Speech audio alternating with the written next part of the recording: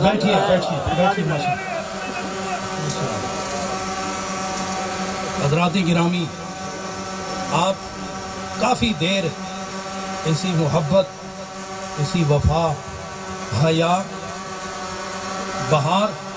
اور اس تکرار کے ساتھ تشریف فرما رہے۔ یقین جانیے دل یہ کہتا ہے کہ آپ کو بٹھانے والوں نے رحمت سے بٹھا رکھا ہے، محبت سے بٹھا رکھا ہے اور توجہ سے بٹھا رکھا ہے اور اپنے ہی خیال میں مست بٹھا رکھا ہے، اور ناموس رسالت کے لیے اگر اسی طرح قیامت تک بیٹھنا پڑے تو ہم قیامت تک بیٹھنے کے لیے تیار۔ حضرات گرامی، میں شیخ العالم کونسل پاکستان کے تمام عہدیدار اور حضور شیخ العالم رحمۃ اللہ تعالی علیہ کی وہ جماعت جنہوں نے گلی گلی، نگر نگر، ہر شہر میں پھر کر حضور شیخ العالم کے مشن کے لیے جو کردار نمایاں ادا کیا، جناب صاحبزادہ غلام مجدد صاحب، جناب حاجی عبداللہ خان صاحب، قاری واجد صاحب، خلیفہ مظہر صاحب اور دیگر، جناب خلیفہ بشیر صاحب، خلیفہ شعبان صاحب، خلیفہ مظہر صاحب، دور و نزدیک سے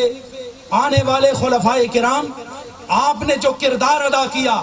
آپ نے جو خوشبو مہکائی، اس خوشبو کا یہ چمن گواہی دے رہا ہے کہ آپ اپنے لیے گھر سے باہر نہیں نکلے، ناموس رسالت کے لیے نکلے، پیغام شیخ العالم کے لیے نکلے، جس خلوص سے نکلے تھے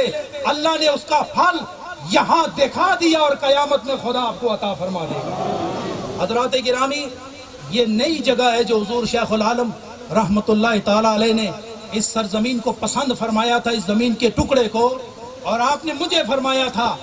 اور میں جھوٹ بولنے والا نہیں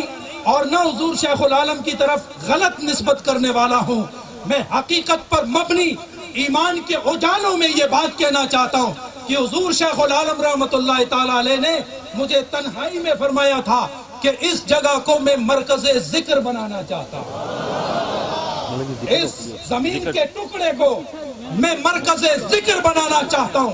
یہاں یونیورسٹی ہوگی، یہاں شریعت و طریقت کا میخانہ سجے گا، دور و نزدیک سے آئیں گے، یہاں شراب محبت اور شراب طریقت پیئیں گے، جو فیضان نیریا شریف کے پہاڑوں سے